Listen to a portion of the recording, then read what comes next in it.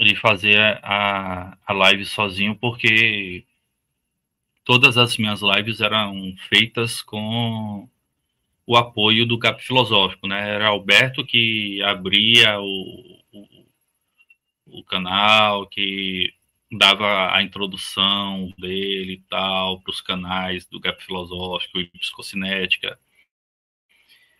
E é por isso que o cara faz muita falta, né? O cara ajuda bastante nesse processo. Então eu estou fazendo isso aqui pela primeira vez. Então quem puder paciência comigo, eu agradeço imensamente, tá? Então aqui é o que a gente está falando, né? Desse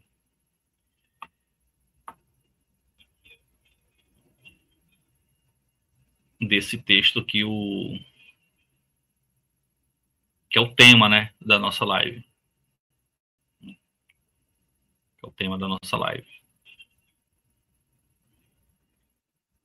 Deixa eu ver se vai ficar aqui ampliado para mim, porque aí para facilitar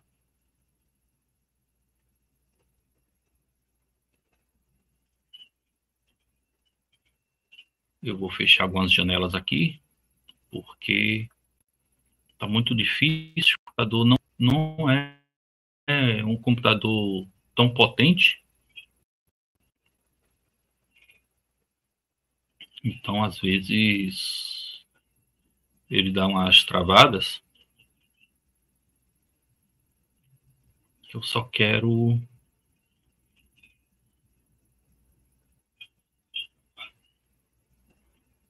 ajeitar aqui e fechar umas janelas para ver se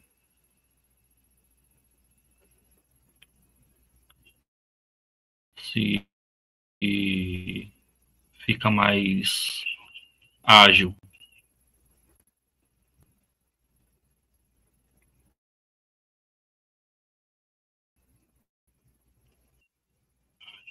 Então, esse aqui é a dificuldade, né? A gente vai aprendendo a fazer as coisas sozinho, mas a gente também vai aprendendo, né? A gente vai aprendendo a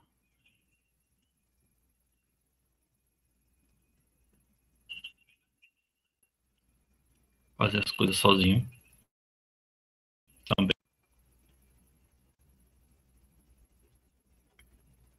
Deixa eu ver aqui se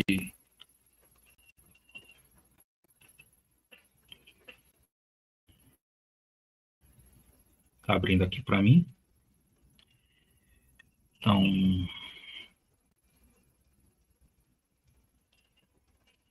ficou muito bom porque a tela aqui para mim.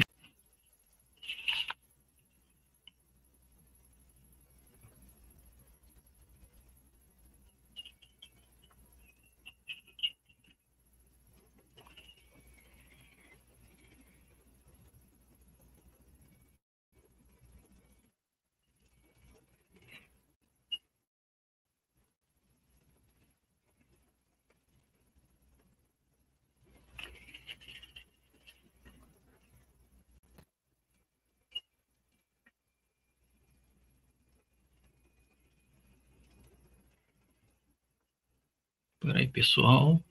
Paciência. Passe vocês.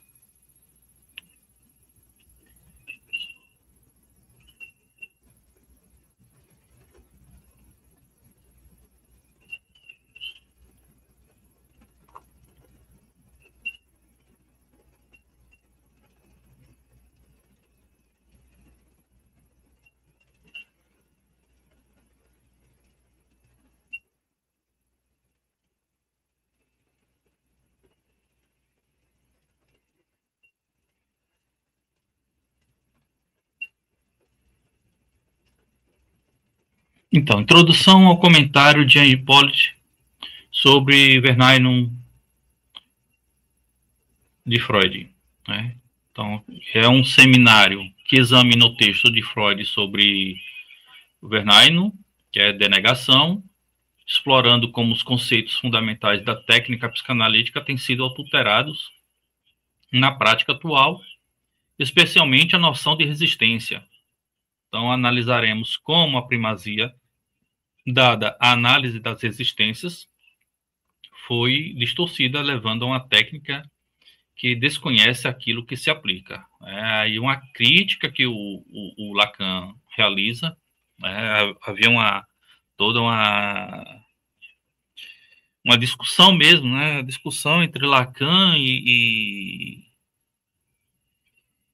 as primeiras organizações de psicanálise na França, né? Foi quando depois ele vai ser expulso, tal, ele vai criar a associação dele, a estrutura vai ser toda a revista, né, de uma associação psicanalítica, e toda aquela discussão da IPA tal, né, e até hoje há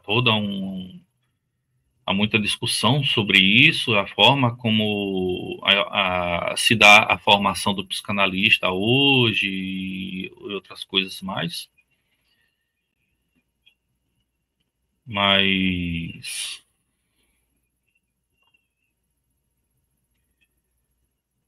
Lacan, ele consegue realmente conseguir. Agora sim, agora deu certo.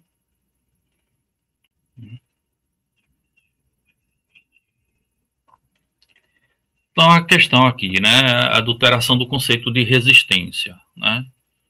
Então, vai se estabelecer, então,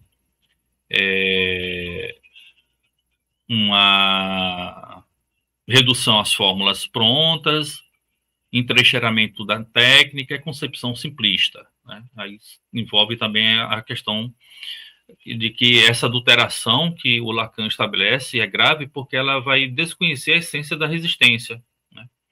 Então, a resistência que está ali no Freud, mas o Lacan, ele amplia e se aprofunda muito mais, né, no texto freudiano, né, de modo que ele redescobre, vamos assim dizer, entre aspas, o texto freudiano, né, e faz com que esse texto se eleve de uma forma significativa, muito mais profunda do que as leituras que os psicanalistas estavam fazendo de Freud, né?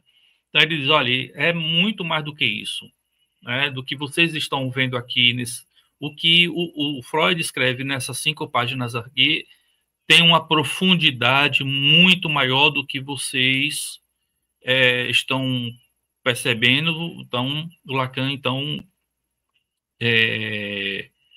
repensa esse termo, né, da resistência e do processo de transferência. Então, na redução às fórmulas prontas, né, e vai dizer que os preceitos técnicos foram reduzidos a fórmulas prontas. É uma crítica à prática psicanalítica, justamente porque a forma como estava sendo feita sendo feitas as análises, elas estavam num processo mecânico, né? Não havia uma profundidade, estava numa superficialidade muito grande, né? De modo que estava perdendo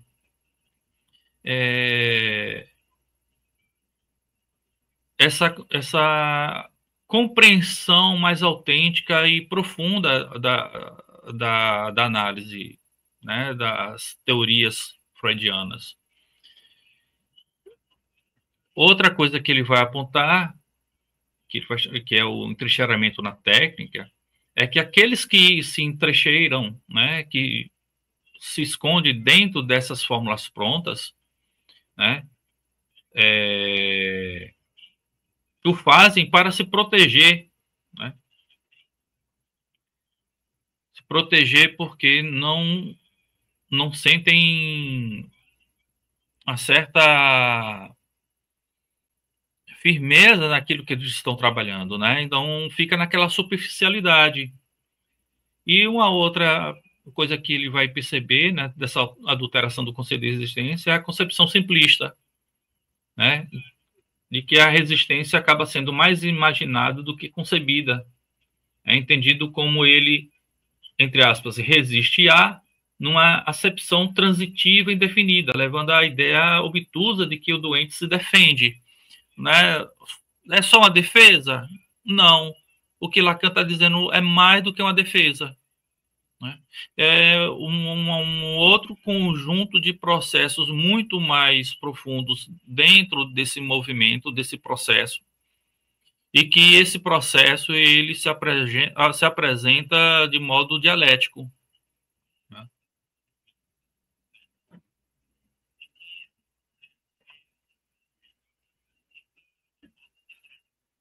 Então, são as críticas que o Lacan esboça. Né? E aí, o que a metáfora de Freud sobre a resistência? Né? O Freud vai ilustrar. Isso aí está no texto do Lacan, tá? Isso aí eu fiz esse slide aqui para simplificar, para não ler o texto. Então, Freud vai ilustrar sua primeira definição da resistência como uma metáfora, né? Com uma metáfora, desculpa, que evoca as pautas em que o sujeito desenrola longitudinalmente as cadeias de seu discurso como uma partícula cujo leitmotiv, né? Quer dizer, aquilo que dá impulso, né? Aquilo que coloca em andamento, né? É o núcleo patogênico. Então, na leitura dessa questão, a resistência ela manifesta-se radialmente, com um aumento proporcional à proximidade entre a linha em processo de decifração e aquela que fornece a melodia central, né, dessa partitura. Então, este é o aumento pode ser tomado como uma medida dessa proximidade. Então, alguns pretenderam encontrar nessa metáfora a indicação de uma tendência mecanicista no pensamento de Freud. Mas isso demonstra, né, o Lacan vai dizer, que demonstra uma incompreensão fundamental do fenômeno estruturante que ele revela. Então, os psicanalistas, que o Lacan está dizendo aqui, literalmente, vocês não leram de forma mais profunda os textos de Freud. Basicamente é isso. Certo? Vocês não entenderam Freud. Vocês ficaram muito na superficialidade.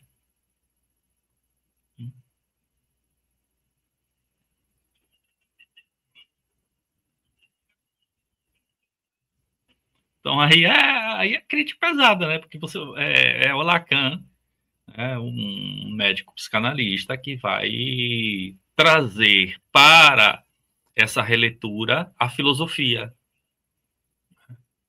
E aí é que dá essa profundidade que os primeiros psicanalistas não tinham, né? Eram a maioria, era um médico psiquiatra dentro de um certo conjunto de compreensão cientificista, mecanicista, certo?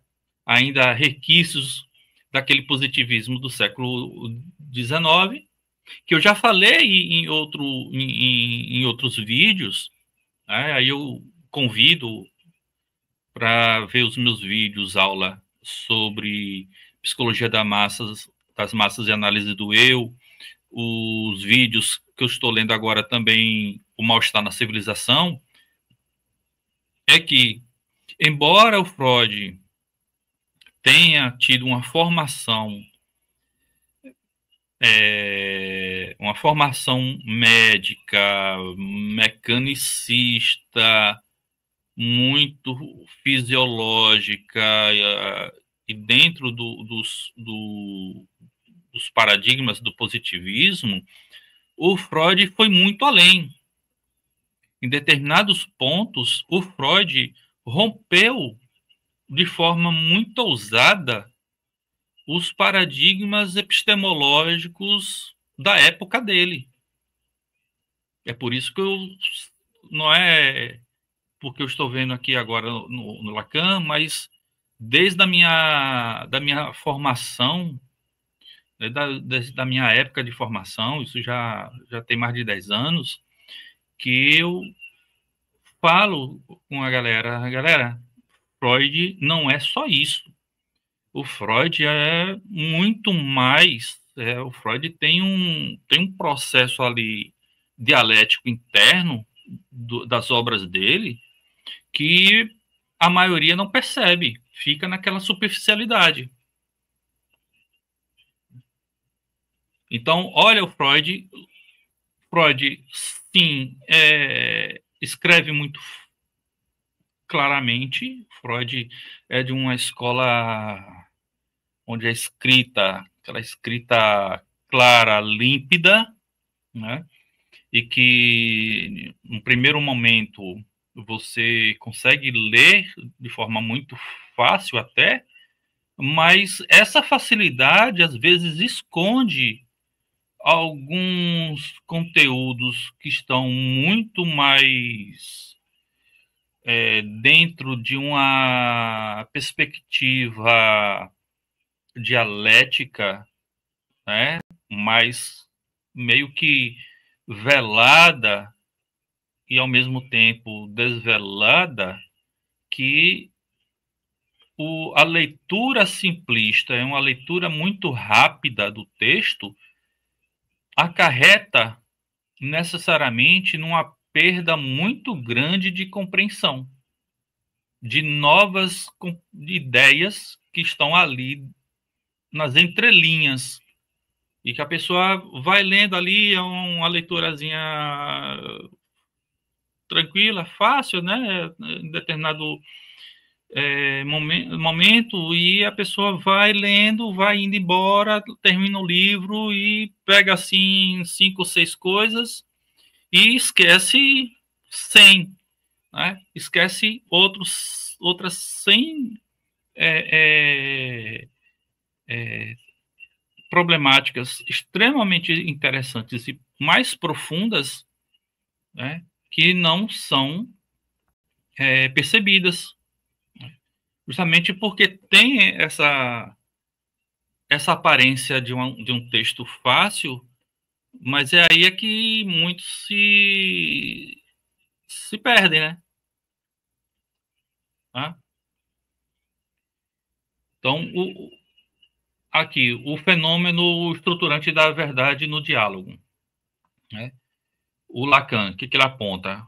Uma censura social, que é a dificuldade fundamental que o sujeito encontra naquilo que tem a dizer, né, demonstrada no recalque, uma discordância entre significado e significante determinada pela censura da origem social, uma comunicação nas entrelinhas, a verdade pode sempre ser comunicada nas entrelinhas através da técnica que utiliza a identidade entre a verdade e os símbolos que a revelam, e uma linguagem dos sintomas, né? O sujeito do inconsciente, né? o, o sujeito real, né? Desculpa, ele procede do mesmo modo na linguagem de seus sintomas, dirigindo-se ao analista de maneira cada vez mais consistente. Então, o que diz o sujeito que fala, por mais vazio que seja seu discurso a princípio, extrai seu efeito da aproximação que ali se efetua da fala em que ele converteria plenamente a verdade dos sintomas, né?